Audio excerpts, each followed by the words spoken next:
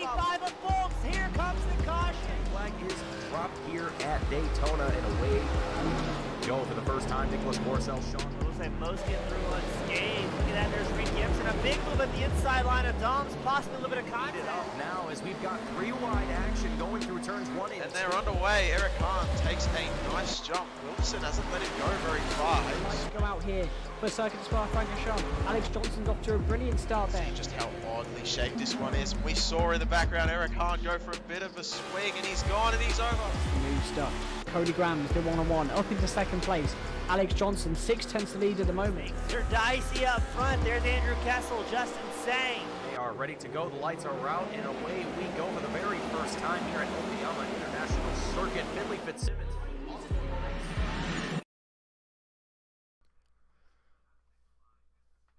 Good evening, race fans, and welcome back to the Team Goon Squad Cup Series. We are back here today for the first round of the playoffs. It is race number 10.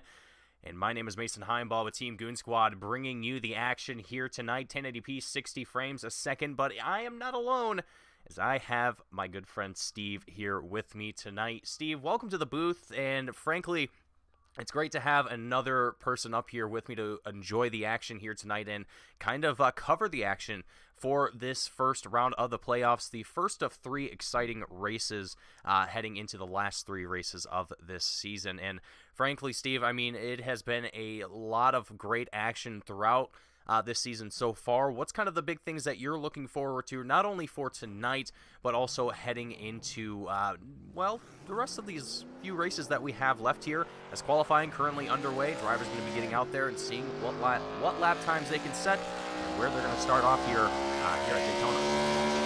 I'm looking forward to see where Jaden actually places, because I know that Daytona, it's really anyone's race, and I know he's been in pretty big control of this season so far.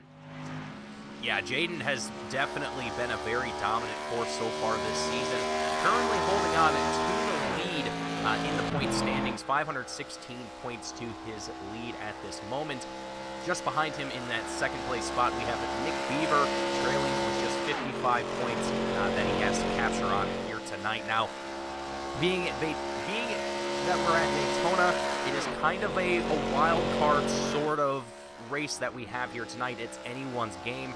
Not guaranteed to win it, but you're also not guaranteed to necessarily lose it, so to speak. There are a lot of things that you have to be mindful of. You have to pay attention for.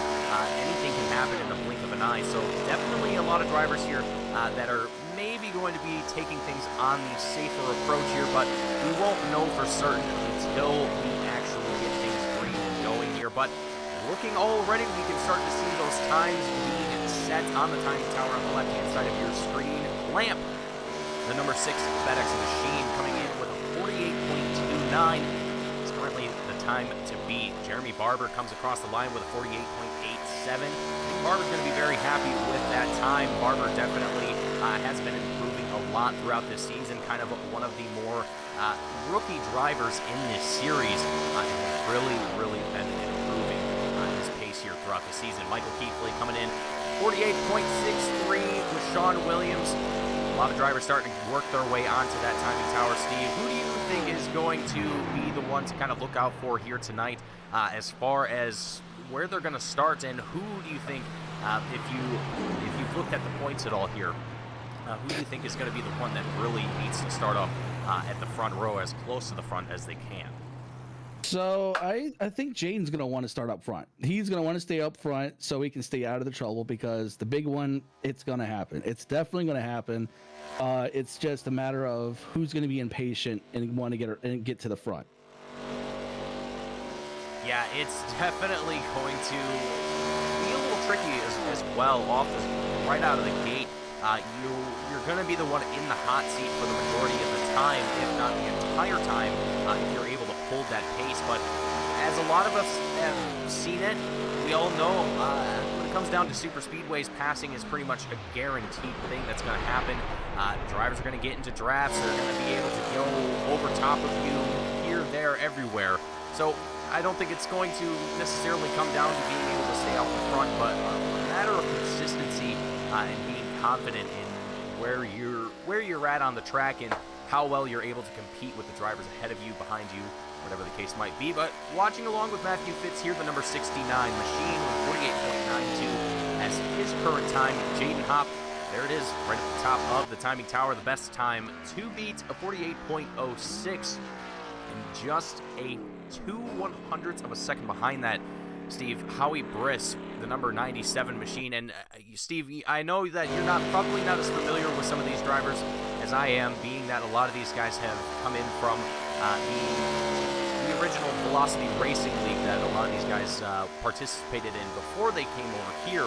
But Howie Briss, Jaden Hopp, Aaron Smith, all three of these guys were very, very big contenders in that series, and they're back here doing the same as Matthew Fitz, getting a little loose. He got right down onto the apron. Definitely not where you want to be, especially here on Daytona. That transition from the racing surface onto the apron is a little dicey. White flag is waved. Checkered flag is waved, I should say. Qualifying is over. Let's go into our starting grid. A little bit of a shorter grid than what we normally like to see here, but we like to see all the drivers that we have here tonight. Aaron Smith, Jaden Hopp, starting off in the front row. Not too surprising to see the lean, mean yellow banana take away the front running spot here today. Howie Briss and Lamp going to be in your second row. Charles Jurek, Matthew Fitz in your third row. Michael Keithley and Sean Williams taking up the fourth row. Jeremy Barber and Dylan Meyer in the fifth row. Nicholas Caressel and Nick Beaver taking up our sixth row. And Steve, do you want to round us out here with the final few rows that we have? Let's see. I actually lost where you're at for a second. Starting off at 13th. So 13th, we have Scott. Well, I don't know how you say that last name. Shire. Shire. That's all right. Paul. Then we have Paul in 14th. Max.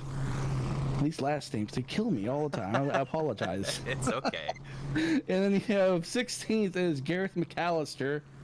And then 17th is Thomas Sowell. And then you have on 18th, you have Nathan Ramsey. That's going to be our field for today. And big shout out, a big thank you for Steve for joining me up here in the booth tonight, Steve. It's always a pleasure to have another person up here to talk to and get to enjoy these races alongside me. So with that being said, just under 30 seconds left to go before we kick things off officially tonight, and before we see that pace car make its way around the track for one time.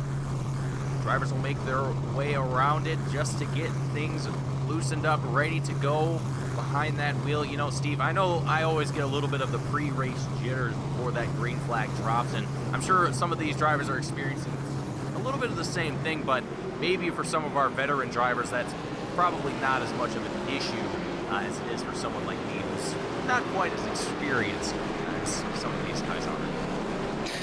All I know is that when I was actually talking to the drivers during the practice, and a lot of them were saying that first lap they were expecting the big one right in the first lap. I got a couple of people did say like lap 10 though. Well, you know, and that could very well happen, but I've seen it in the past too, where this group of drivers has really kind of locked things in early on. Well, you know, not always. Sometimes it can be situations where getting off the line on the green flag can be a little tricky, depending on where we're at. Road courses probably would be the most likely, but again, we haven't really seen cautions come out much at all on the road courses, so that's always a nice thing to see. I'm going off on a little bit of a tangent here. Needless to say, we're getting ready to get ourselves down the backfield and ready to kick things off as, man, it's going to be an exciting race here tonight, folks, as 80 laps here at Daytona. Anything can happen. Drivers are all fighting for points in the playoffs. We have the round of 8, so the top 8 in the point standings will be fighting for as many points as they possibly can here tonight. But the one that is really, really looking for those points here tonight will be Jaden Hopp. Right now with a 55-point gap between himself and Nick Beaver. Beaver also being here tonight, he's looking to get in on some of that here as well. Steve, I think it's going to be very exciting to see where these drivers end up. But there it is.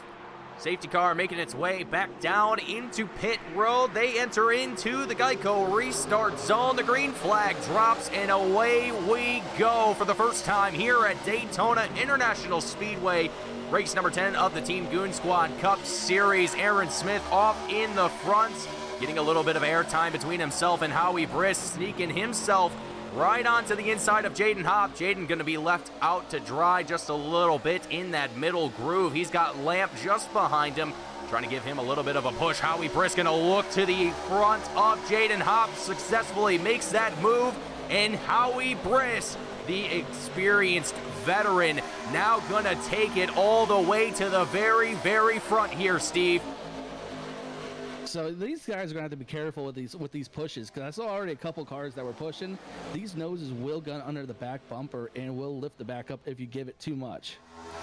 100%. It is going to be a lot of throttle control, a lot of being aware of how close you are to the guy in front of you. You can kind of get a good look of how the top 3, top 5 are kind of doing in that regard. A little bit of space between them, you could say few feet at this moment, a couple feet I should say, but it can come down to mere inches, if not centimeters in some situations. You can see Jaden Hopp just now getting almost right underneath the tail of Aaron Smith, who's now taken that lead. And as I mentioned earlier in the broadcast, Steve, I mean, we're going to see a lot of this passing happen throughout this race, and it's only lap 2, and we've already seen the lead change hands 3 times. I wouldn't be surprised if later in the race they take it 3 wide.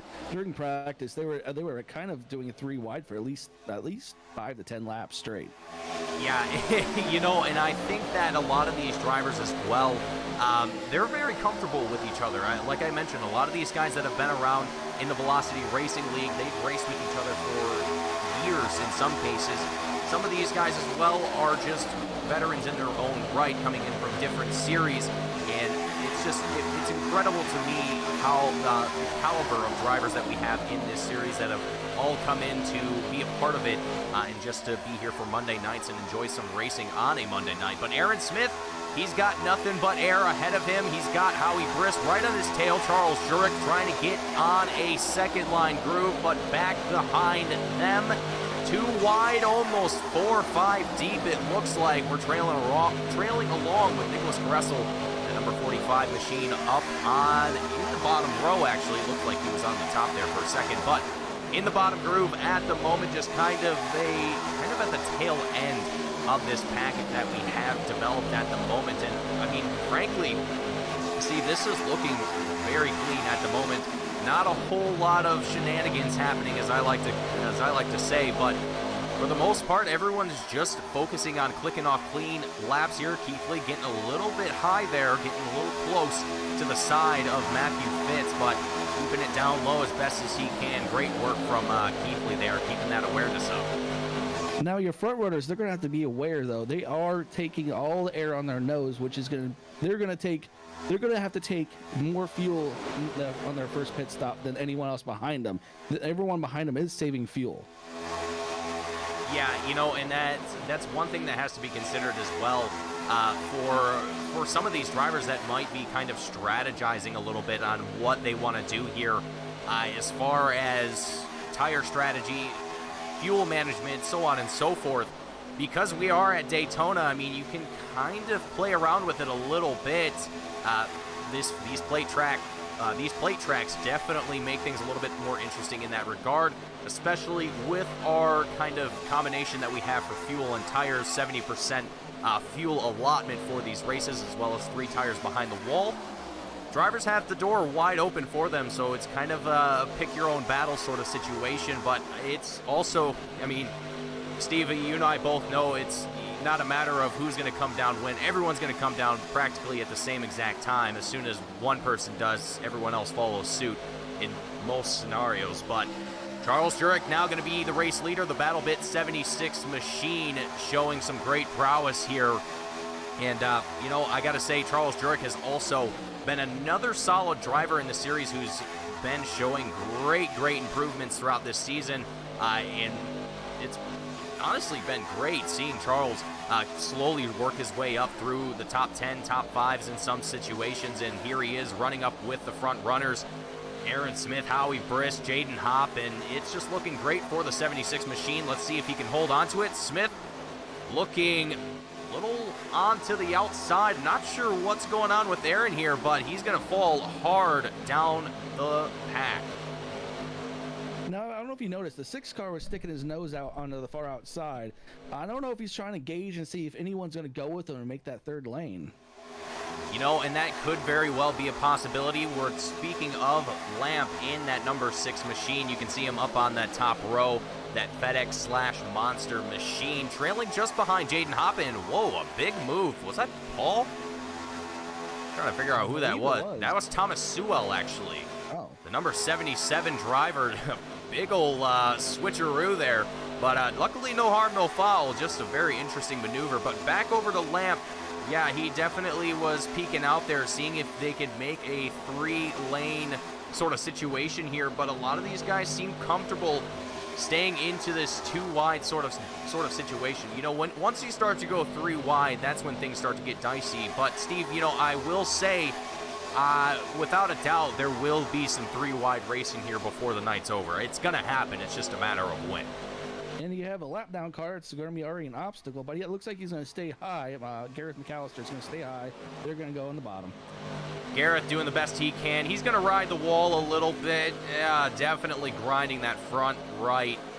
But he's going to stay out of the field and keep himself racing as well. But Gareth McAllister still out here turning laps, still trying to stay in the race as best as he can. But that's the one tough thing about plate track racing, is that if you find yourself in a situation like Gareth McAllister, you're pretty much going to stay that way for the entirety of the race, unless there is a yellow flag, something along those lines.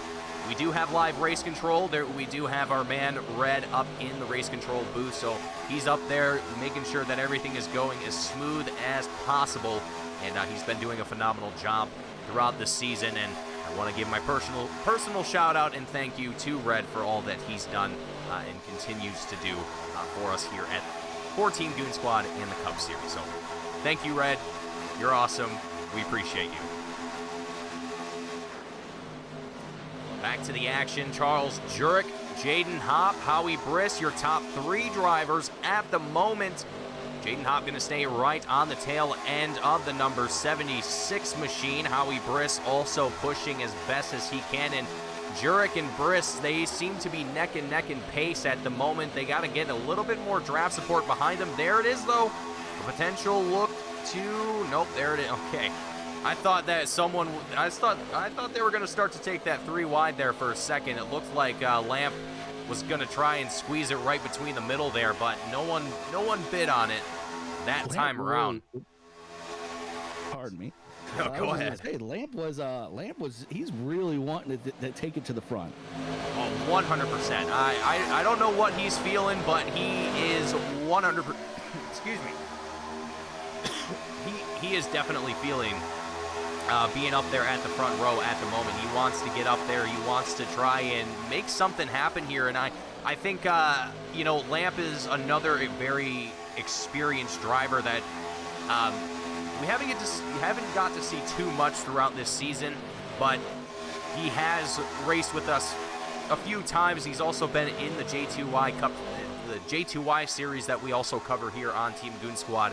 Phenomenal driver, great racer, and just seeing him out here doing what he does on the oval side of things is also just chef's kiss. So, with that being said, Lamp as well as Nick Beaver, both of them coming over from J2Y, and there it is, the big one is out! Michael Keithley gonna get tapped around, and away they go. Sean Williams gets sent up to the wall as I'm trying to scramble and find where it all went down. But Steve, there it is, the yellow flag is out here at Daytona. On lap 12, it looked like whoever was behind the 97 just got into the back end too much in the corner. Let's rewind the tape, take a quick gander at what just happened here. Keithley, Yeah, it gets right into the tail end of Briss, and Briss goes sideways, Tokyo Drift style, and pretty much it is a domino effect from there. Sean Williams, I would say, getting the worst end of it all, slammed right up in the top wall. Thomas Sewell gets kicked up into the air. Nicholas Caressel, the 45 machine, also gets into the top wall as well. But man, oh man, that is a rough way to bring out the first yellow of the race. But luckily, Steve, I mean, for a lot of these drivers, I think they're going to be able to stay out and keep racing. The only one that I think might not be able to, Nicholas Caressel being one of them. Oh gosh, Sean Williams, there we go. That's who I was trying to think of there. Sean Williams getting sent up right to the wall. It looks like he might be okay. Definitely going to have some damage behind that machine, but everyone's going to come down into pit road, and we'll see what kind of damage can be worked out and if anyone's going to be taking their cars back to the trailer here. I think that stop too. It wouldn't be a bad call to do right sides only. You know, and I definitely would agree with you there. I think a lot of these drivers might be thinking the same thing here as well. Just a quick change of the tires just to extend their stint here just a little bit longer. 14 laps into this race, and yellow flag laps do count here still as well. So by the time we get back to green, it's going to be about lap 16. So with that being said, I mean, yeah, I think taking tires while you have this opportunity is definitely a good idea. You don't want to, I don't think you want to have to do it in the next 15, 20 laps. I don't think anyone took tires, actually. Everyone came out relatively quick. The only one that hasn't come out as quickly, and there's still other drivers that are in here, well, still in here for quite some time. We'll get through them. Paul Mikolajczyk, Scott Shire having a over 20 seconds pit time here.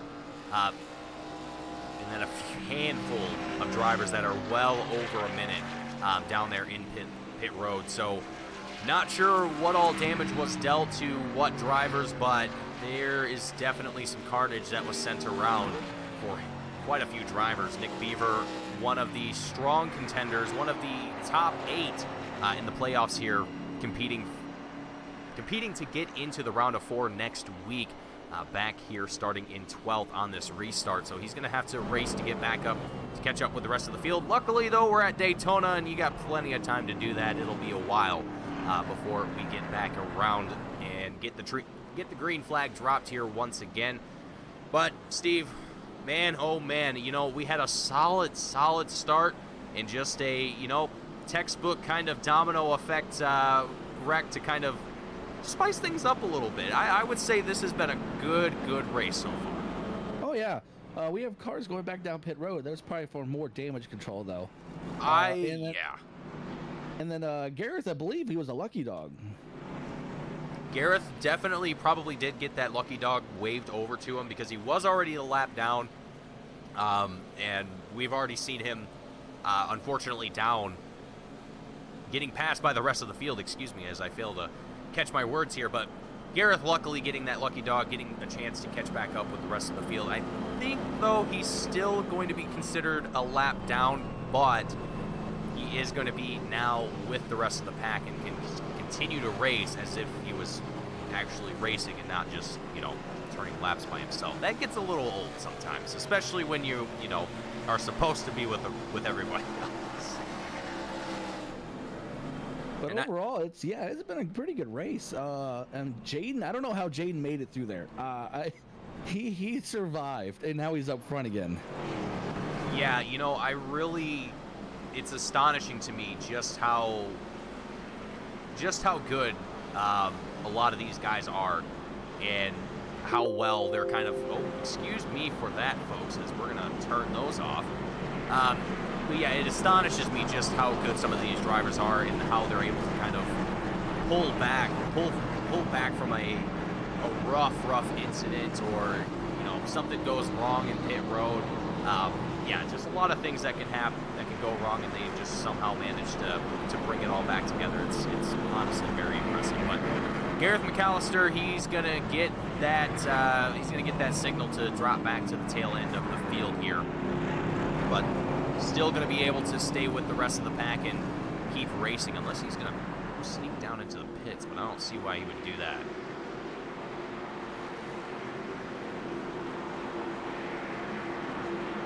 Either way, pace car is in.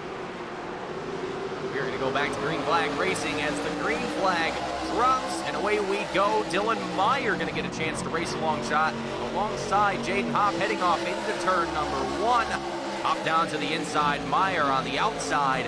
Lamb and Thomas Sewell to their tails at this moment, and a little bit of a wobble and a wag from Nicholas Caressel to the 45 machine. Not quite what you want to see off the start there. Definitely can make some drivers a little nervous, especially the driver that is doing so. But very good recovery there from Caressel as we come down the back straightaway. 2 wide, 3 deep for the leaders at this point in time, and everyone else behind them just kind of keeping things smooth at this moment, and very scattered as we head through 3 and 4.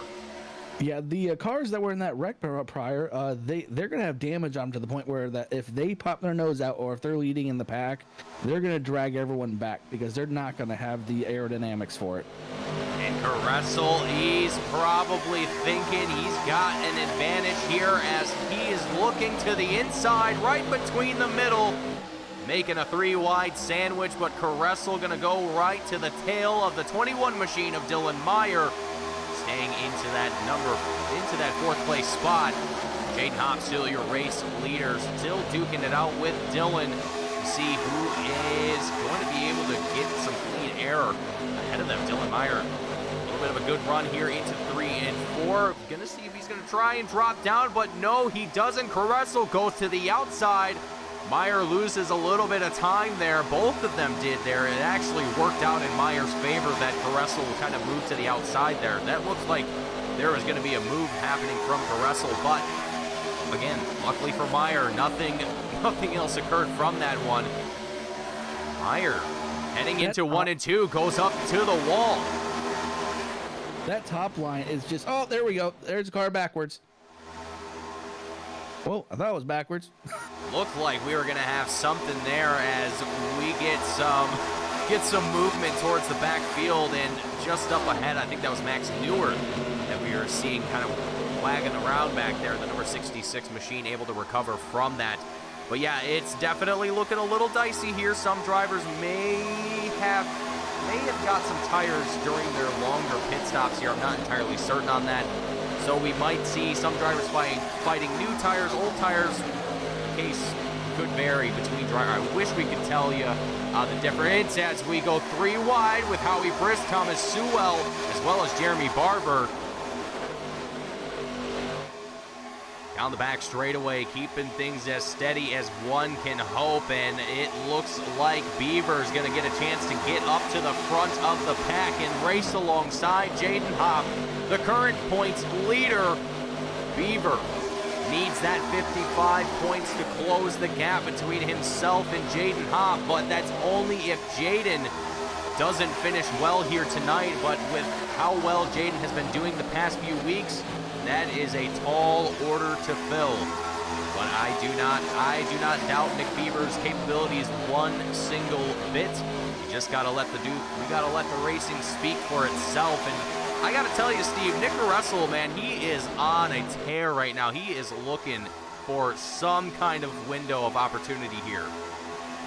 Yeah, he's been driving to the field, and then that top line just got organized on the last lap, and now they're actually on a tear right now.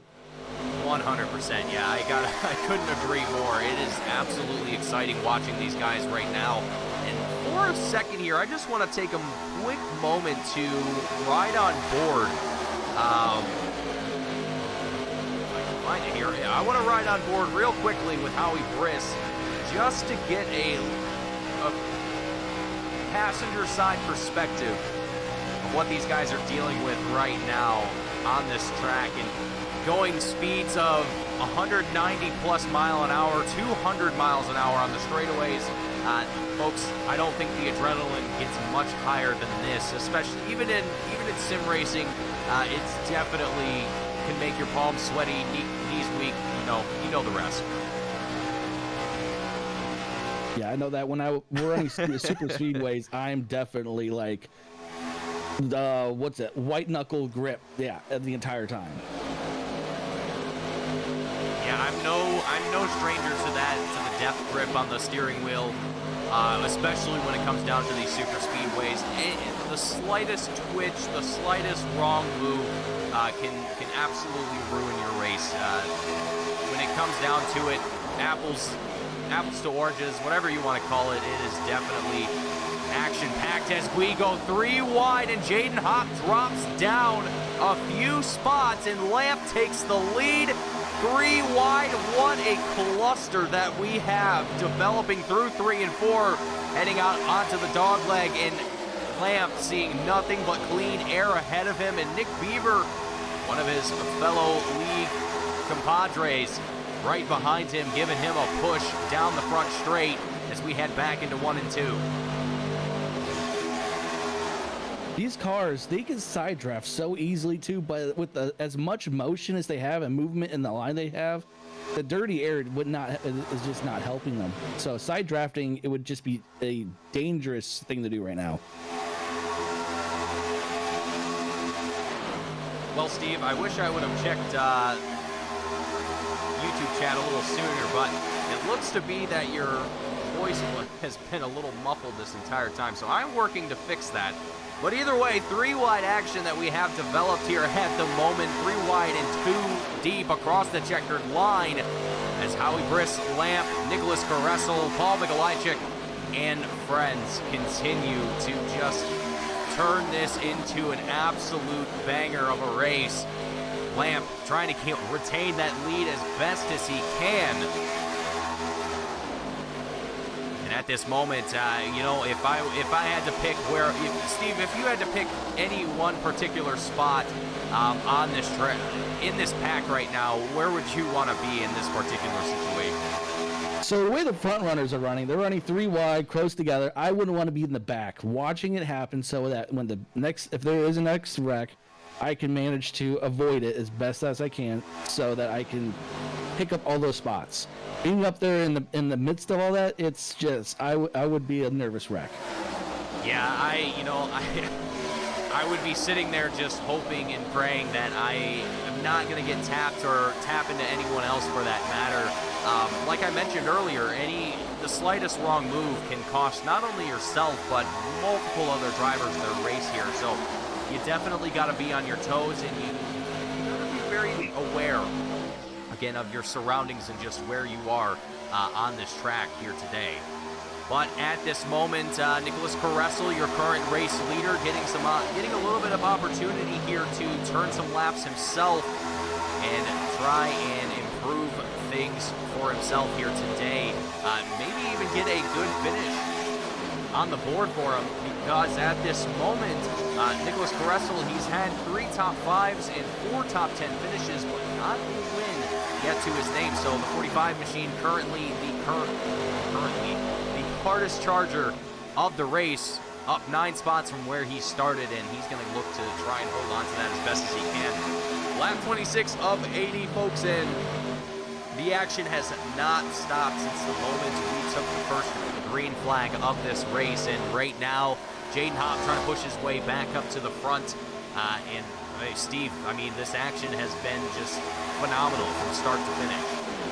Yeah, that 76 car, Charles, is actually trying to get on the quarter panel of the 53, which is Michael, and trying to pull him back with that side drift. And it looked like it actually worked a little too. Yeah, it's really surprising seeing just how well some of these guys are able to draft with one another, and how comfortable a lot of these guys are with kind of maneuvering between each other, seeing those slightest opportunities, slightest windows open for them, and oftentimes they'll try and take it if they can, even if it's only just barely a car length available to them. They'll try and take it. as best as they can. But Nathan Ramsey, the 29 driver, going to make his way down into pit road here, I'm assuming, due to some kind of issue, one way or another. But that will be the 29 machine making his second stop of the race here, just under halfway, or just under the halfway mark here before losing my words here, as I'm still trying to make sure that everyone can hear you properly.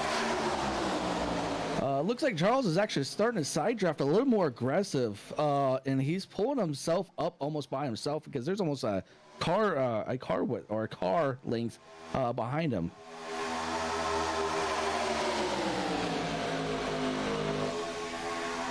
Well, looking at things at this moment, hopefully everyone can hear things relatively okay at this moment. But looking at the field at this moment, lap 29 of 80, taking a look at where everyone currently stands.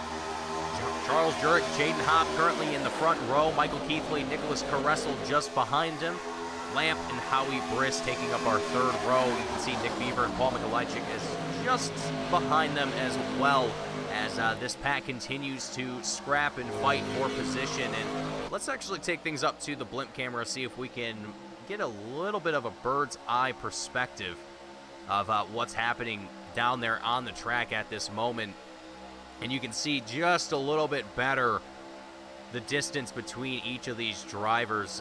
Not quite so much heading through here, but as we get into 1 and 2 here, it is quite apparent just how close these guys are to one another. And you can see Jurek getting as almost right to the door, to the quarter panel of Jaden Hopp there. And right now, Caressel right on the tail of Jaden Hopp, trying to get right underneath that bumper. It is just astonishing how comfortable these guys are being this close to each other here. Jeremy Barber was actually just up in the wall, retaining wall, coming out of turn 1 and 2. He is falling back, it looks like. So Barber trying to keep himself up in the mix of things. The 420 machine having a little bit of a moment. Not seeing it happen on my timing and scoring, unfortunately, so I can't go back and get the replay of it. But Barber's still out here, still racing, and luckily able to keep things going for himself here tonight. That 76, he's doing that side draft. He wants that lead.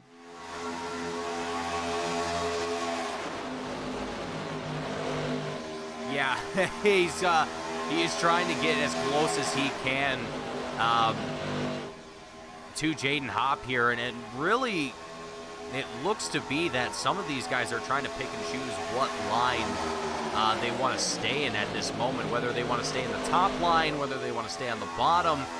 Bottom seems to be the favorite of the two. Charles Jurek trying to get a little bit more support behind him. He's currently got Michael Keithley, Howie Brisson, as well as, I'm trying to figure out who that is, Paul Mikolajczyk, currently trailing behind him up in that top row. Jaden Hopp going to cut that one off, though. He's going to go right smack dab in the middle, and it is going to be all she wrote for the 81 machine. A critical mistake from Jaden Hopp, and that's going to put him right back into that 6th place spot.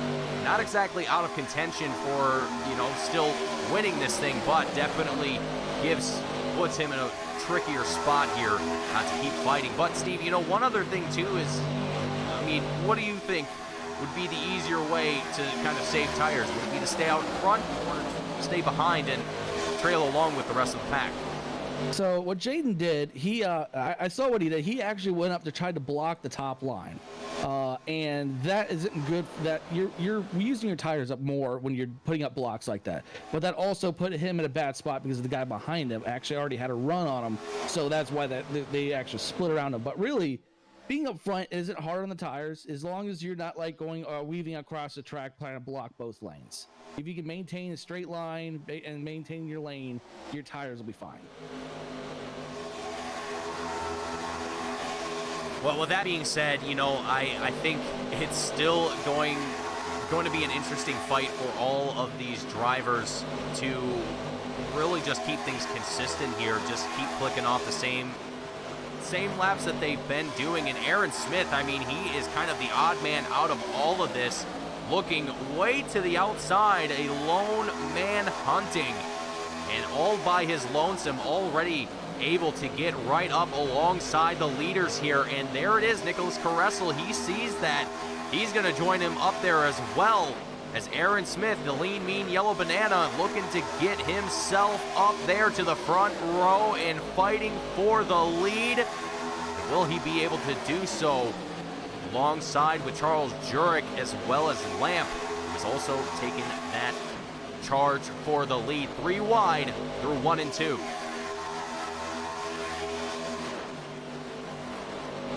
It looks like that very top lane with a side draft and a guy behind him.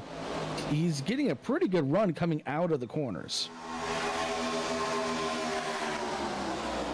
Yeah, and I gotta wonder too what some of these guys are doing behind the wheel here. Let's just take a look real quickly from Nicholas Caressel's perspective and just kind of take a look at their handwork on the wheel and see exactly how they're kind of tackling these turns. Here as we're riding along with Nicholas Caressel, the 45 machine, you'll have to excuse the little bit of a bird's eye perspective that we have on the camera here. It's, well, adjusted to me racing with 3 screens, so you'll have to excuse that. But needless to say, you can see just how gentle Caressel is on that steering wheel. You definitely don't want to crank it going at speeds of 200 miles an hour. Yeah, you're thinking the entire time, small inputs, small inputs. It is very, very critical that you do so here as well, because you go too much and it is going to be a bad time for not only yourself, but for everyone else around you.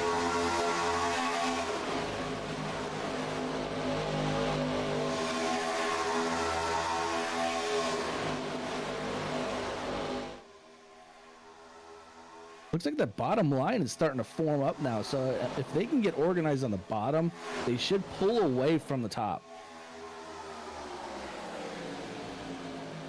Right now, whoa, Jurek with the move down to the bottom lane. He looks to take that lead spot, and he does so very well executed here from Charles Jurek. Now Aaron Smith going to be back up into that fight as he continues to try and pull his way up to the front as well. Charles Jurek doing a phenomenal job staying up here with all of the strong competitors that we've seen all season long, and Jurek is out here making a name for himself here tonight as well. But down the back straightaway, most of the drivers going to go single file here, as I would expect that drivers are going to be thinking about pit stops here pretty soon here, Steve. And I think before too long, probably within the next 10 to 15 laps, we'll start to see that that entry down into pit road start to happen here. Yeah, you're going to see your alliances too, who's going to go with who's, and basically you're going to have friends go with you. So you're going to see who's friends with who and who's not. Yeah, 100%. And, you know, there are a lot of these drivers, I would say a majority of them are all well-spirited and generally are very well-mannered towards each other.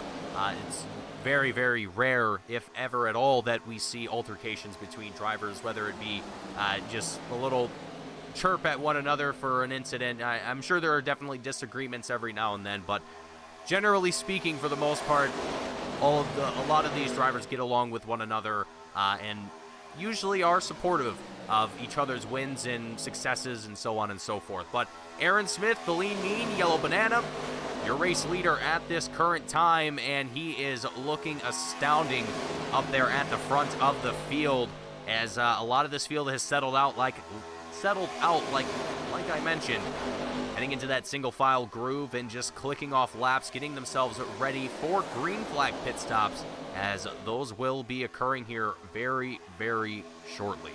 And with that being said here, Steve, I mean, with the way things are currently shaping up, Nick Beaver currently sitting in that 6th place position, and Jeremy Barber has an incident. Let's take a quick look at the instant replay, catch exactly what happened here. Oh no, Barber gets into the back of Gareth McAllister. Well, at least they know each other, so that's always a bonus when you know the guy. But That's gonna.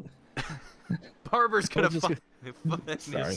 You're okay. But Barber's gonna find himself in a little bit of a pickle here, and he's gonna try and recover from that one as best as he can. I don't know if he's going to be able to get back out on track after that one. That was definitely a very nasty hit, and yeah, the creepy monkey from I think that's Toy Story, isn't it? Believe so. Yes. I want to say that is Toy Story. I could be wrong, but either way, Jeremy Barber, he's going to take it down to pit road, try and get some of that damage banged out, and see if the pit crew is going to be relatively okay with him sending that car back out on track here. But with that being said, our second caution of the night, lap 41 that we are on here currently. So, whew, it has been a very, very spicy night here so far, and it looks like a perfect time for the rest of the field to come down into pit road here as well. They're going to take this opportunity to make that stop happen, and theoretically, I think, Steve, this might be able... They're probably going to have maybe one more stop, if at all, but I think it's perfect timing as far as pit stops are considered. Yeah, this caution actually neutralized a very key strategy on pit stops. So this actually helps them all and puts them all on the same pace then again. So we will get to see where drivers come out of pit road and where they're going to end up heading into this restart here. You can see Aaron Smith going to be one of the first drivers to head back out onto the track here. Charles Jurek, as well as Lamp, Nick Beaver, Jaden Hopp, Max Newworth. You can start to see them filing out here as they make their way back out onto the track. But, you know, back to what I was kind of going to talk about before we got sidetracked here by Jeremy Barber's shenanigans,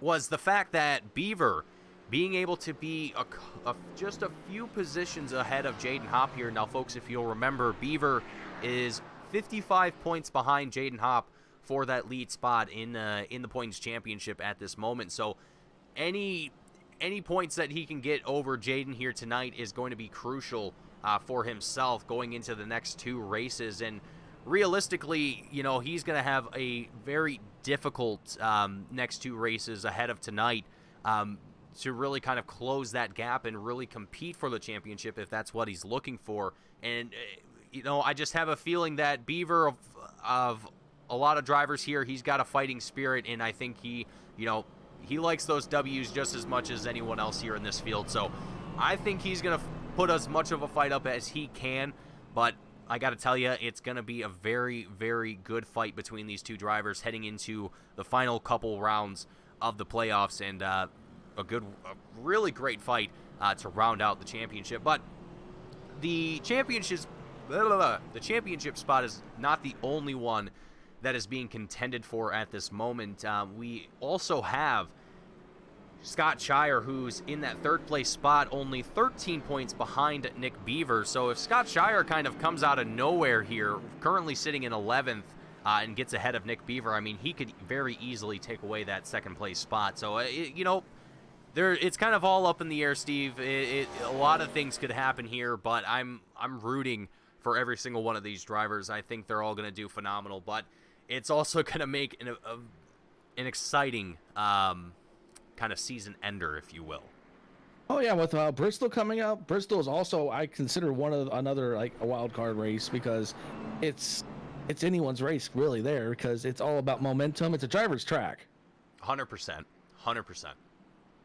Yeah, and Bristol, I kind of mentioned it to the drivers a couple weeks ago. The last three races, I will admit, I kind of took a little bit more time than I did the rest of the schedule, kind of piecing together what order I wanted the tracks to be in. And I think for these last three races, I think I hit the nail on the head with it, with tonight being Daytona. Next week is Bristol, and to cap it all off, the cherry on top, Darlington, to end things off. And I think that's a very good way to kind of end off the season. 3 very high caliber, highly challenging tracks. I guess Daytona is not really that challenging, more as it's just a luck of the draw sort of situation. But either way, I think it's a good way to kind of end off the season here. So with that being said, folks, it is getting close to that time to go back to Green Flag Racing as we prepare ourselves for the final half of round number 10, race number 10, excuse me, for the round of 8 here in the playoffs for the Team Goon Squad Cup Series. My name is Mason Heimbaugh, joined alongside me, Steve. As we get ready, Steven Shepard, that's what I thought. Yes, that's what I thought. I couldn't remember for a minute, but back to Green Flag Racing we go, as I just now remember my co-commentator's last name because it was evading me for the longest time, but I remember. I just saw something weird on that restart too. Like almost the entire back of the pack was on the bottom line. You know, and that's one thing I've noticed sometimes that'll happen for drivers that are maybe just looking to take things a little easier, not try and be too aggressive on restarts. I don't know what the idea behind it is, but for some drivers it seems to work. I won't question it too much, but here we go. Nick Beaver, your race leader at this point in time, and looking very comfortable here in this moment. Matthew Fitz just behind him, lamping that third place spot. Charles Jurek in fourth. As we start to see this front pack start to develop a little bit more, and drivers getting a little bit more out of that comfort zone that we've been seeing them slowly work themselves into. But Sean Williams just a little bit further back in the pack, going to take up that second lane, and Charles Jurek, he thought about it. He definitely thought about it for a second, and Jaden was going to go with them, but they stay right where they are, and there goes Thomas Sewell going right to the outside of the track here, and I assume he just wants out of that. He doesn't want any part of all of that mess, so he's going to play the safer route here. Meanwhile, the rest of the field goes back into that 2-wide action that we have been seeing almost all race long. Nick Beaver, still your race leader, but Lamp to the outside, looking to try and get a good run heading into turns 1 and 2 as we come across the checkered line, bringing us lap 46 out of 80 here tonight at Daytona. You really see that dirty air off the front 2 cars going through the pack and making all the cars move around. It's just the cars can't stay straight with that dirty air. No, and you know, it's really interesting as well for drivers like myself who were never really too experienced with sim racing or even just racing real cars in general. Going into these races for the first time with like an actual wheel and things of that nature, and feeling that from the feedback in the wheel, it's just a very different feeling that's hard to describe. You have to do it yourself to know what it feels like, but it is just the strangest thing, and I just can't imagine what it's like, you know, being behind the wheel of one of these things in real life, going 200 miles an hour and having to deal with that. I mean, it is just the most nerve-wracking thing to have to deal with, and you know, to add on top of it having a real car and your actual life on the line there, it just makes me respect the motorsport so much more when you really start to understand what's happening behind the wheel and what these drivers have to go through. We got a 3-wide scenario going down the tri-oval. Looks like that's the Aaron Smith. He is surging to the lead. In the lean, mean yellow banana, he goes up to the top lane, and we've seen him do it already. Goes down to the bottom, almost gets into the front end of Nick Beaver. Wow, Nicholas Caressel following along with Aaron Smith. He threads the needle right on through to that second place position. And folks, when I say that was a close one, I mean, wow. I don't think you could get closer than that. No, I puckered up when I saw that one too, because that wasn't centimeters, that was millimeters. You know, I think I wish we could go back, you know, NASCAR style, and just get a quick instant replay on that one to see just how close that was, because holy cow. I don't think you could fit a piece of paper between those two cars. That's how close they were. But needless to say, back into the action here. Single file for the top 3 at this moment. We're seeing Matthew Fitz here in that 5th place spot, who's trying to start up that second lane, getting that groove and that momentum going here. Jaden Hopp in that 9th place position, trying to get back into the pack, into the mix of the action as we head into that, head into 30 laps left of this race. Not a whole lot of time left, especially in this super speedway. We're seeing lap times of about 45 seconds, so these drivers really don't have a whole lot of time to work with, but if they want to make something happen, they got to commit, and they just have to. Woo, you gotta. This is what makes Daytona so fun. Is the risk factor. You know, if you really want to win here, you gotta be able to put all your chips out and really commit to it. But you know, Steve, for how many drivers we have currently in this race, I think this has been an absolutely incredible race with some incredible racing along with it. I know that was kind of a a double comment of itself, but anyway, point being, Matthew Fitz out in the front row. Take it away, Steve. Oh, I was just going to say that. So our top runners, most of the drivers in the top 5 they didn't start in the top 5 or the top 10. These guys are they've gained 7, 6. Actually, there's a couple guys that have gained 7 spots that are up there in the front. And it's incredible as well, and that's the one thing about these super speedway races that it's another thing that makes them interesting, is that it's very often, more often than not, that you see drivers who have, even in real life, you can go back and look at real life statistics of both Daytona, Talladega, and drivers who have won those series, won those races. More often than not, it's someone who's never won a race before, or it's their first race ever, or something along those lines.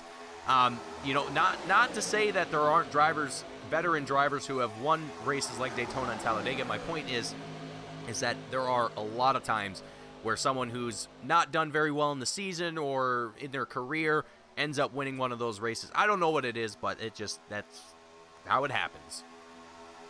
And plus, Daytona is a crown jewel racetrack, so everyone wants to win here. Absolutely. And speaking of crown jewel, we actually just recently, this past week, we held our very first cash race here at Daytona for the Team Goon Squad Super Speedway Series, and I think it went off very, very well. A very good way to kick off the first ever iteration of our kind of cash series, and drivers were giving away prizes of, I believe it was upwards. I have to go back and look at the actual announcement again to figure out what the actual cash rewards were, but I know that drivers were given a good amount.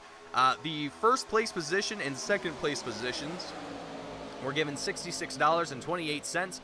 Charles Jurek in third place got $33, fourth place got $22, and fifth place also got $22. So, you know, not a huge cash prize, but you know what, for coming out and just racing, showing up, and just having a good old time. And it was actually only 55 laps as opposed to tonight's 80 laps. You didn't even have to be there for a whole hour. So, you know, Steve, I think that's a great deal. Oh yeah, I was actually at that race. I was spotting for Andrew Neary, and that was a fantastic race that was put on. So, folks, if you guys are watching this tonight and you guys want to be a part of whether it be the Cup Series race or more of the Super Speedway cash races that we are hosting here in Team Goon Squad, head on over to our website, check out our Discord, join on up. Our Cup Series is free. The Super Speedway Series obviously is a pay-to-enter series, but I got to tell you, it is well worth it. It is a good time, and if you walk away victorious, you're going to walk away with a few extra dollars in your pocket, and it's a great, great time all in all. 26 laps left to go. We have finally entered that mark where it is coming down to the wire. Paul Mikolajczyk and Jaden Hopp, your current race leaders. Jaden Hopp keeping his head down, has been able to work his way back up to the front and is now leading the field. There we see Jeremy Barber getting down to the bottom of the racetrack to let the train on by, making sure that he doesn't get caught up in any of that mix, and make sure that he doesn't get himself, involved in anything that would ruin anyone else's race here. Definitely don't want to be that guy. So Jeremy Barber doing a great job of making sure that he keeps himself not only in the race, but out of the way of the drivers on the lead lap. love to see the sportsmanship from this field and from just every single driver that has been in this series. So thank you to all of the drivers who watch back this series and who pay attention to these broadcasts. You guys are the reason this stuff happens. So without you, this wouldn't be possible. So thank you guys. Back to the race, though. 25 laps left to go. We're coming down the back straight away. Jaden Hopp getting a little bit of clean air ahead of him, but what I'm wondering if we're going to see here, Steve, Aaron, he's kind of in a interesting spot. I can almost smell a little bit of an outside charge here coming from the lean, mean yellow banana before too long. The outside needs to be a little bit more organized and a little bit more cars. Right now, the inside is pretty well stacked. And I just want to shout out to Paul. Paul's up. He's our biggest mover so far of the race, 12 spots. Yeah, Paul Mikolajczyk doing an incredible job here. The number 7 machine showing some great prowess here. And Paul the Pierogi, man, we've seen him in the Velocity Racing League series. We've seen him here in this series. It just comes out here and just has a good time. Not really expecting much from himself, but he just comes out here and puts on the best race that he can, and usually he has a pretty good time. So Paul Mikolajczyk here getting a chance to get up in the front row, battle with the leaders and with Jaden Hopp, the points championship leader at this time. So Paul's got to be feeling pretty good at this point. He's got Dylan Meyer right on his tail, giving him a little bit of that draft support that he needs. But Howie Briss lingering back there as well. He is looking for some of those points. Excuse me. As well, Howie Briss currently sitting 6th in the point standings. Now, I don't think Howie's going to really have much of a chance to get up there and compete for a championship this season, unfortunately, but hopefully we'll get to see more of Howie Briss going into our future winter season, which is yet to be announced. But just to let you folks know at home, there will be a winter season, and there will be more information on that in the upcoming broadcast here. I'll try and get some of that information finalized as much as I can before we end things off here. But it is a dive from Howie Briss, or at least trying to open up that door. The 97 machine goes right through the inside of Dylan Meyer, able to squeeze his way on through, and now gonna work his way up to the front and take that lead spot. Howie Briss, again, a longtime veteran from the Velocity Racing League, is showing that experience here tonight. And Howie, one of the calmest, collected drivers we have in this series. I would say, if there was anyone I had to pick to put on a track to turn the most consistent laps and just finish the race, consistently throughout a season, Howie would be my man. He is just on a different level when it comes to consistency. I don't know how he does it, but he's got it dialed in to a T. It is great to see Howie racing every single week. So Nicholas Caressel, Jaden Hopp are going to be on his tail currently in most of this field, Steve, stacked up single file. What are we thinking here? Is everyone's tires starting to... Oh, here we go. Right on cue. That is exactly what I was expecting, because I saw everyone in the last couple laps oh, dive boy. at bottom. Now, oh, boy. A little busy. I saw the 70 car. That got squirrely. Yeah, pit road getting busy here real quickly as drivers make their way down into the pits to try and get that last set of tires and fuel. But, folks, the race is not over. When you come down into the pits, it's going to be a mad dash back out onto the racetrack. There goes Howie Briss. He's already back out there. And, oh, boy, the rest of the field as well. Steve, I wonder if some of these drivers bothered to take tires. I wonder if they just topped off on fuel. They just topped off on fuel. Yeah, the tires really don't take a beating at Daytona, but there was one of the drivers that was the biggest loser because he didn't go with them, was Dylan. He got caught on the outside on the outside of the track while everyone else on the inside. So he was forced to stay out an additional lap. So he will be going into the pits by himself, it looks like. A big oopsie move from Dylan Meyer. Not really an oopsie move, but a tough luck move here for Dylan Meyer. He's going to find himself going into pit road all on his lonesome, while the rest of the field They get back out there into racing, and once Dylan Meyer makes his way down into pit road, that's going to give Howie Briss the lead. Nick Beaver, Nicholas Caressel, Michael Keithley, and Paul Mikolajczyk are all going to be in a tight pack here at this moment, and only 5 of them in this pack here as well. So for Howie Briss, with 19 laps left to go, all he's got to do is just hold off these 4 or 5 drivers and hope that they can stay green here for the next 18 laps. Now, that's still a tall order, but for Howie Briss, I think he definitely has a big chance here to come away with a win if he can keep this up here for the next 18 laps. Nick Beaver, again, he's still looking for those good, juicy points, and with Jaden Hopp being in that 14th place position now, a big unfortunate move, well, not a big unfortunate move, but a tough break here for Jaden Hopp through green flag pit stops. But for Nick Beaver, that is going to be just what he needs to close that gap going into the round of 4 next week, heading to Bristol. Now, I will say that the front pack they were side by side there for a little while, and that brought the guys behind them that were single file, that brought them back up to the rear end. So that five car breakaway is now just grown to a bigger group again. Yeah, and I didn't think it would take too long, but with 17 laps left to go, I got to wonder if any of these other drivers are going to be able to kind of pick up on that pace. And checking in with Jaden Hopp here, just out of curiosity, and, well, just to, oh boy, that is not what you want to see. Jaden Hopp right in the crosshairs of the rest of the field, and that is now going to put him a lap under. And looking at Jaden's pit stop here, he was down there for well over a minute, so I wonder if there was some sort of issue that Jaden experienced. Maybe you got a speeding penalty or something along those lines. I'm not entirely certain at this moment. Maybe Red can kind of give us some details on that. But for the time being, 17 laps left to go. Howie Briss, Paul Mikolajczyk, Nick Beaver, Charles Jurek. It is a party up in the front of the field.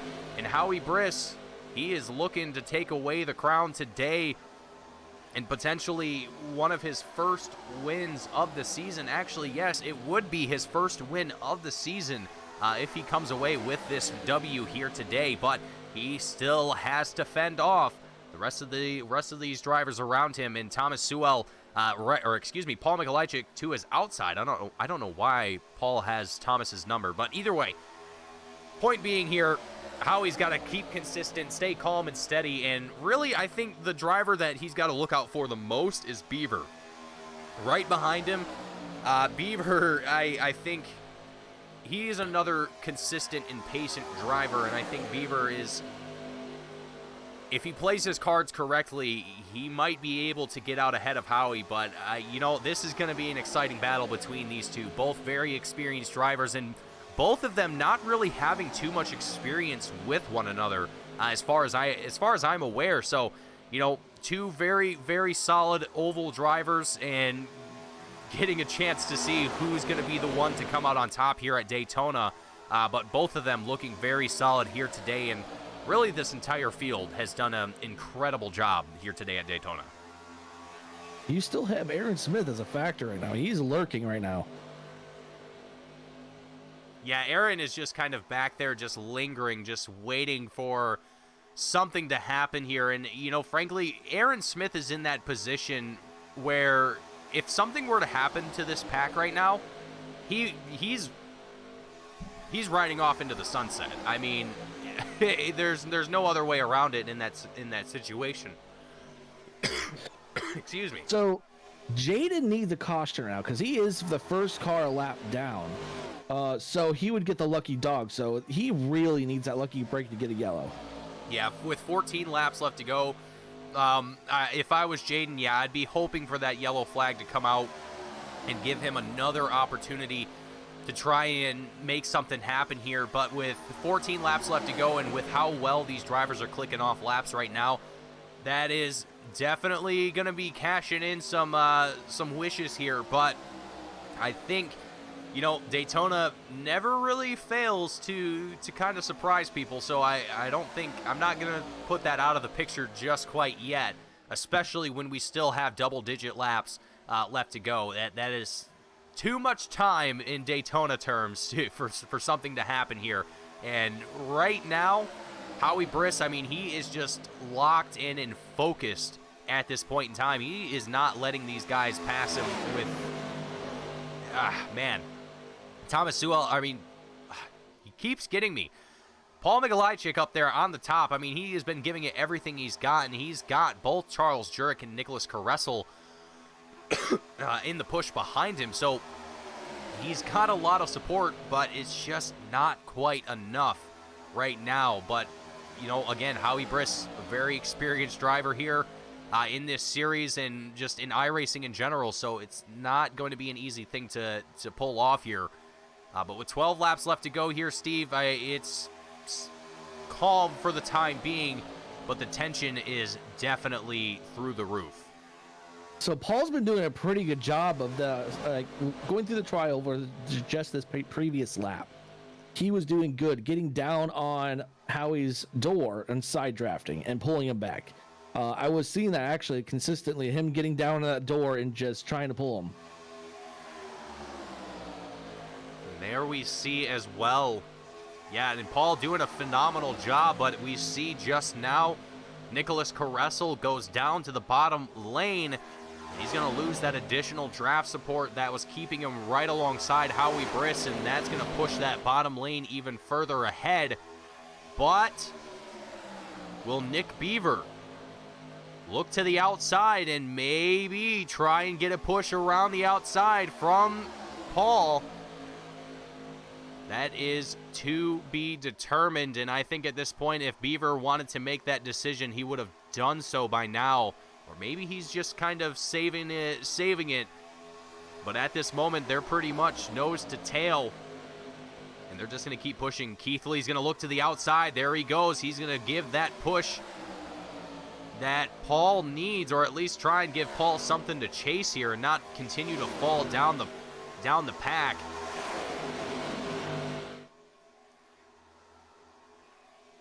But 10 laps left to go here, Steve. It's Howie Briss, it's Nick Beaver, and frankly, you know, it's still too close to even call right now.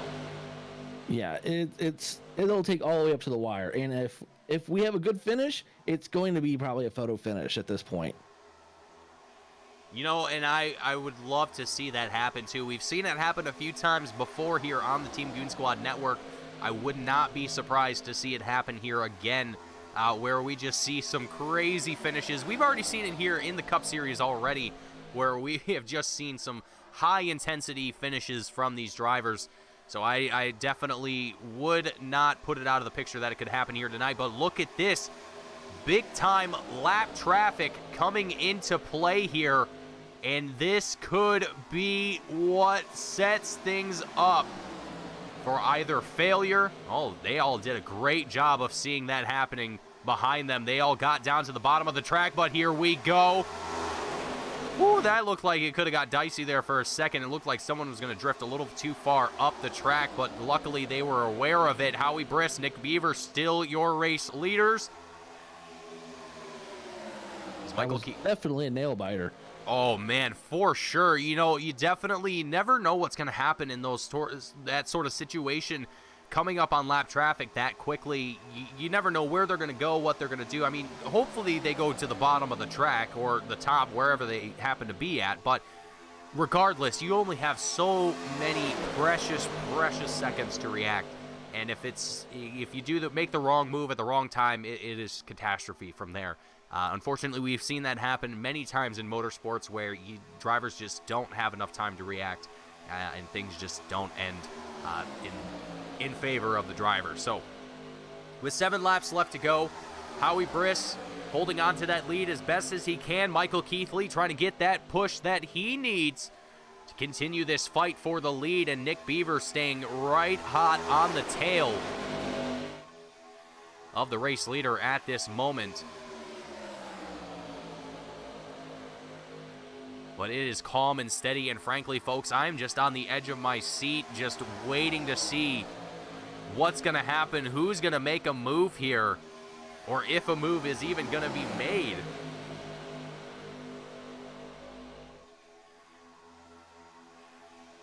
cars are just jostling right now. They're wanting for a big move to happen. They want someone to go with them. Yeah, I have a feeling there is definitely a driver out here that is feeling that outside lane right now, and they're thinking to themselves, can I do it? Can I pull it off? But it all it takes is one driver to start the domino, and everyone else just starts to fall in. But I don't know, with 6 laps left to go, it could just be that these guys just want to finish it out under green flag. Barber's on the bottom of the track, letting everyone by. Doing a very good job as well, keeping as low as he can to the bottom of the track and making sure that these guys have enough room to get around him. Loving to see that sportsmanship continue throughout the race here. And Howie Briss, I mean, I love watching Howie race around the track. He's such a great driver to watch, along with a lot of other drivers here. But having been around Howie long enough, it's always a pleasure to see that 97 out there.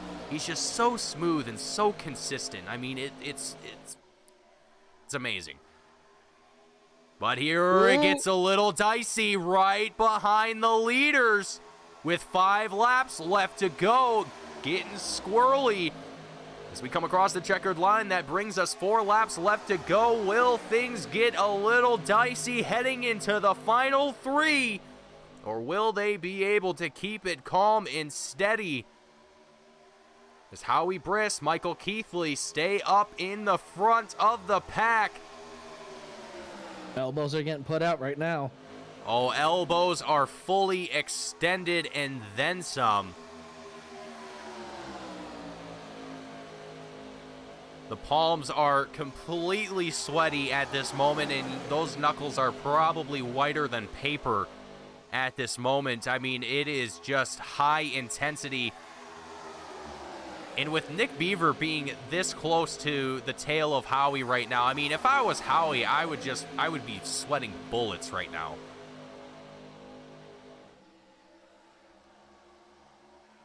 But Howie, in classic Howie fashion, just cold as steel. I mean, this guy is just on another level.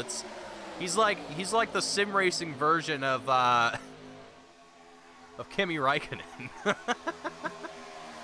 Keithley just is actually he's been pushing up there alongside pretty good too. And there goes Aaron Smith, the lean, mean yellow banana. I had a feeling he was going to try and do it. He goes all the way to the outside. He looks to try and make this a 3-wide battle with 2 laps left to go at Daytona for the for the round of 8. Race number 10, 3 wide and 3 deep.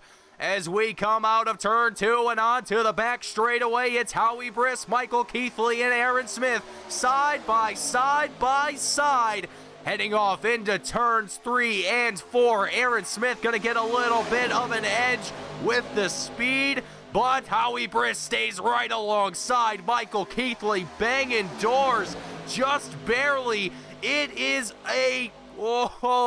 only going to take one wrong move to make this end in a heartbeat, but there it is. The white flag is out. Here we go. The last chance to dance. Aaron Smith with just barely an inch ahead of the leader. But there it is. Howie Briss retakes it by only a few inches, less than a foot, if that. Down the back straightaway, still 3 wide, almost 3 deep. Look at this pack of drivers as we scream down the back straightaway, heading off into turns 3 and 4. Aaron Smith still the leader for the time being. Howie Briss inching it out. As we come out of 4 onto the dog leg, this is where things get dicey. Aaron Smith, Howie Briss, who will it be? As we come across the checkered line, it's gonna be Briss, and the field is wrecking behind them. My, oh my, in classic Daytona fashion, it never fails. That was a spectacular finish. My, oh my. Howie Briss, I mean, we got to go back. That's just too good of a finish here not to go back and look at. I mean, just wait for it. Here we go. Michael Keithley goes up to the top lane there, and it looks like Jaden Hopp might have been the one to start all this. Yes. No, he didn't. It was Keithley, and from there, it just was a perfectly synchronized, oh, it is like watching art in motion. But, folks, what an absolutely killer way to end off tonight's race. That was just phenomenal. Wow, Steve, I mean, what are your thoughts here? I mean, that couldn't have been any better, honestly. I mean, that was phenomenal. If you actually watch that, most of that lap, Aaron Smith, he was getting literally like shoved, and his car kept on getting out of shape. But I don't know how he kept that straight for that long through that lap.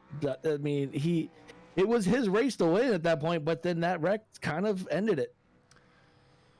Whew, man. You know, and Michael Keithley showing his love.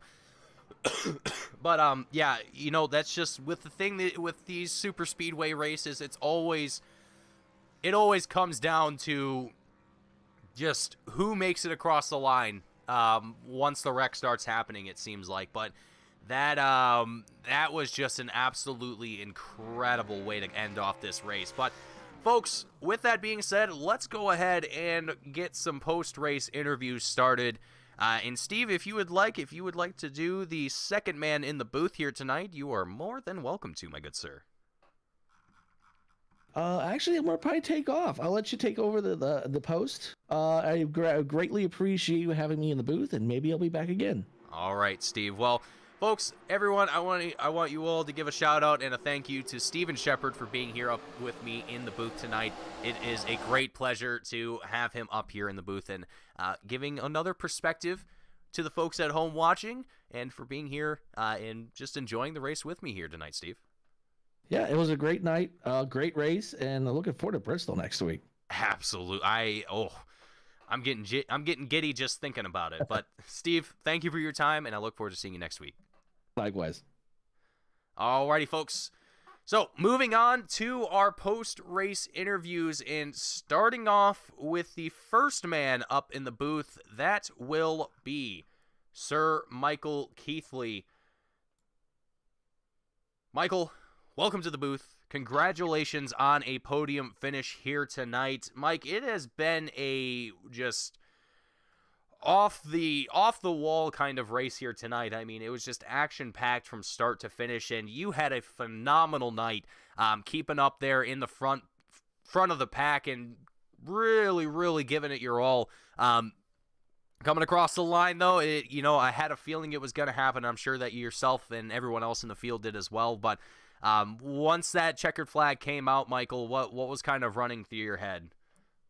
I just lost my podium finish. That was the big thing, because once Aaron and Caressel got to the outside, I lost Paul, so I had no help, and then Aaron got in front of me, so I was content with pushing him that last lap. And then once I got a hole from the high side, I went for it, and I guess somehow it looked like my car got loose watching it and clipped Paul with netcode, it looked like, or something, because I mean that would have been the second netcode incident I had tonight. But I didn't expect to get third. I didn't notice Aaron just got destroyed, and I'll take the third. Well, Mike, it's never a guarantee that you end up on the podium at Daytona or any super speedway for that matter, so it's always got to be a good feeling. But this has got to give you good confidence heading next week into Bristol. What's kind of your outlook going there? What do you kind of hope to accomplish next week? Just hopefully to be consistent. Like last couple times I've been at Bristol with these guys, I've been decent. I've just killed my tires too fast. So hopefully I can save my tires and stay up front. I relatively enjoy Bristol, so hopefully I can do good there. Maybe get a top 10 is all I'm aiming for. Well, Michael, I certainly think you can accomplish it after a phenomenal finish here tonight. But before I let you go, before you go to celebrate with your fellow drivers, fellow teammates, and your pit crew, anyone you want to give a shout out to or thank before you go? You guys for keeping this series alive after we had our fallout with the other one. All my buddies, Howie, Sean, Caressel, Paul, Aaron, Scott, all of them. and just basically everyone that's involved with this community. Well, Michael, it's always a pleasure to get a chance to talk to you and have you up here in the booth and on the podium. But congratulations again on your third place finish, and I look forward to seeing you next week and hopefully get to talk to you again next week at Bristol. Yeah, thank you. Hopefully we can get the Shrek Mobile up to the podiums again. Yes, sir. Let's see it. I love it. All right, Mike, you have a good night. You too. Alrighty, folks, that was Michael Keithley out of the booth, coming away with a third place finish here tonight. Up next, we are going to have the one and only Mr. Nick Beaver up here in the booth, coming away with a second place finish. And Nick, you know, it was kind of, I don't want to say it was a high stakes night for yourself, but it was definitely a critical night. I think it might have been a good word for that.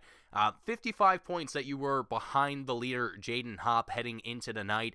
But with Jaden finishing 13th, yourself finishing second place here tonight, I think you might have just closed that gap to the lead even further. I don't think you quite surpassed it, but just doing a little bit of math, I think you've probably closed it to within about 10 to 15 points. So heading into Bristol, you've got a great start. And what was kind of your goal heading into the night? Yeah, it's so funny how going into these super speedway races, you think you have a plan. My plan was to hang in the back until around lap 60, then go for it. But I think I was around the top 5 all race long. So, yeah, once you're in it, you just try to stick with it. I didn't want to be aggressive. I tried to stay on the bottom as much as I could, which proved to be somewhat difficult. The tires really went away at the end of these runs, especially on the bottom, at least for me. But yeah, I just wanted to keep it clean. I didn't try to get too aggressive with pushing. You know, if I saw the outside lane getting a little bit of run, then I'd close the gap to the car in front a little bit. But other than that, I wanted to make sure everyone came home in one piece for the most part. And I gotta say, that was probably the best super speedway race I've ever run in my 12 years of iRacing. That was so much fun. It had a little bit of everything, and it was very exciting. What a great group of guys to race with. You know, and I couldn't agree with you more there, Nick.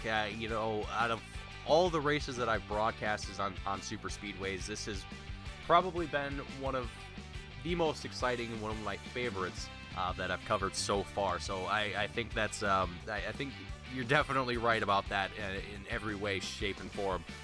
It was an incredible night. Not only for the drivers, but hopefully for the fans at home and getting to enjoy the action. But, Nick, I mean, this isn't the only exciting race that we have going into the final 3, or well, now 2 races of the playoffs that we have. Next week we head to Bristol. What do you think about Bristol? Do you have any bugaboos about Bristol, or do you think you're going to fare pretty well there? It's been quite a long time since I've run Bristol, so I'm definitely gonna be rusty. I don't know what the strategy is. I don't know if diamonding the corner, outside, inside's fast. So it's gonna take some practice. It's a track again. I hope to stay clean because I don't know. I feel like it could be more of a toss-up than this track. So I do want to close that point gap a little bit. I think Jaden's going to be pretty hard to catch. A night like this is kind of what I needed, especially after missing last week at Road Atlanta, yes. Which is a bummer because that's my favorite road course. Yeah, I just trying to keep that gap close in case Jaden has another off night, but it's definitely keeping the points interesting. It's nice to have a close battle up front in the points there. Yeah, it has definitely been very exciting, and you know, getting to see kind of the two of you being Jaden and yourself, two very strong drivers that have never really kind of competed with one another, getting to kind of fight for a championship. That's always an exciting thing. You guys are both phenomenal drivers, and seeing you both kind of be within tenths of a points of each other, that didn't make any sense. But anyway, point being here, Nick, is you guys are both doing phenomenal. You're doing incredible, and I look forward to seeing you next week. But before I let you go here and do your celebrating, anyone you want to give a shout out to or thank before you go tonight? I want to congratulate Howie on the win.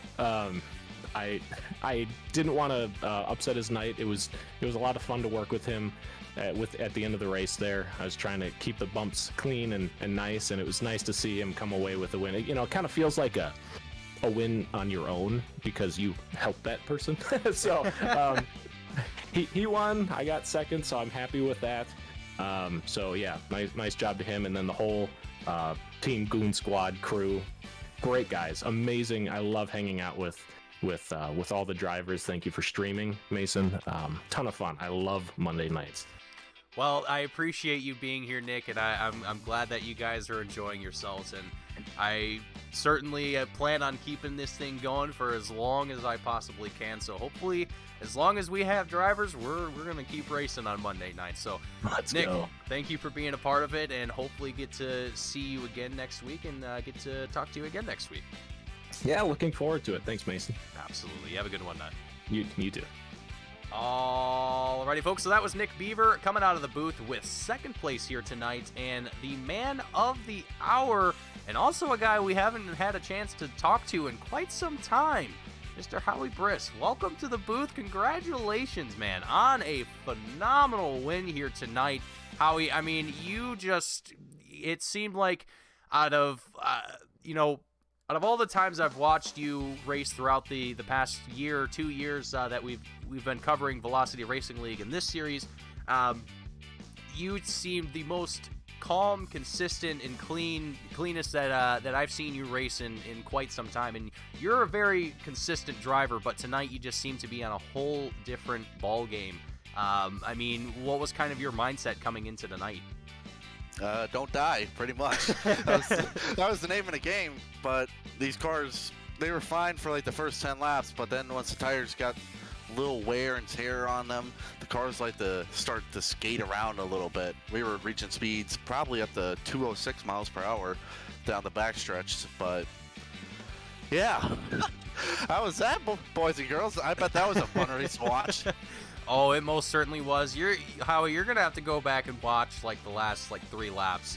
It was a good time up here in the booth. But Howie, I mean, with next week being the round of 4, I'm not sure where you're gonna sit at in points heading into next week. But you were 6th place in points, so you were in that round of 8 here tonight. But next week, heading to Bristol, if you do find yourself in that top 4. Heading into next week, what's going to be your goal? What's your mindset going into Bristol? Just try and do the best I can. I mean, I wasn't expecting to get into the playoffs. I mean, I kind of knew it was going to happen, but we'll just see where we finish, and hopefully we get into the top 4 and be able to fight at Darlington. I think that's the last race. Yes, it is. Yes, it is. All right. Well, Howie, I mean, every single race you come to, you always do a phenomenal job, and getting to see you come up here and get your first win for the Cup Series here with Team Goon Squad, that's definitely a great thing to witness, and hopefully we get to see more of that happen here this season. But Howie, before we let you go here and get off to celebrating with your team and fellow drivers and teammates, anyone you want to give a shout out to or thank before you go tonight? Yeah, I gotta thank Granddad upstairs. He's probably watching. He might be fast asleep, but who knows? He may not. We got Aunt Stephanie on the West Coast. Nick, he pushed the crap out of me. I gotta thank him. Also Joe Thomas. I've been going racing, and he convinced me to buy a race car earlier this year, and I've been doing a lot of legend car racing. And apparently he gave me the nickname Spanky. So yeah, Spanky Briss has whooped the competition, boys and girls. You heard it there first. I'm recording it on my phone so I could send it to him through Snapchat. So he gave it a nickname of Spanky. So Joe, you got your wish. There it is, folks. Spanky Briss. Well, that's definitely gonna be in my in my playbook now. Well, Howie Spanky Briss coming away with the W tonight, winning the big one here at Daytona. Howie, thank you for your time, man. It's always a pleasure to get a chance to talk to you, and hopefully we get to do this again next week at Bristol. Yeah, hopefully I just survive, maybe get back on the podium. I'll be in the same spot like I am this week. Absolutely. Thank you, Howie, and see you next week, boss. Yep, see ya. Alrighty, folks, that was Howie Briss out of the booth here tonight, coming away with a fantastic win here for the 2023 Summer Cup Series, the round of 8. Heading into next week, we go to the round of 4 at Bristol Motor Speedway.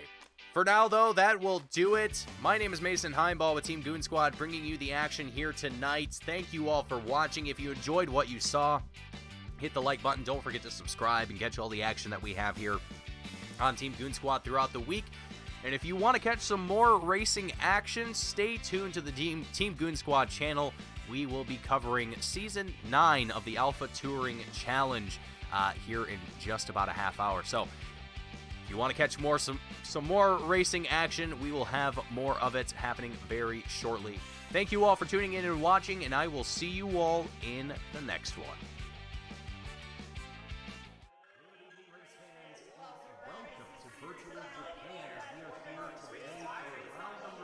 Oh, Pearson gets into the 95 of Bolts. Here comes the caution.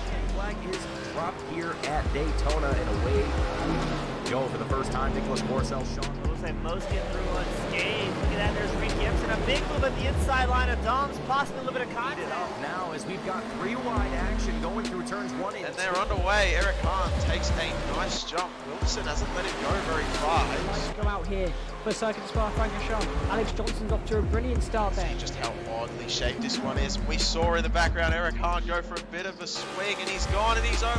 New stuff. Cody Graham's the 1-on-1 up into second place. Alex Johnson 6/10 lead at the moment. They're dicey up front. There's Andrew Kessel, Justin Sang. They are ready to go. The lights are out, and away we go for the very first time here at Okayama International Circuit. Finley Fitzsimmons.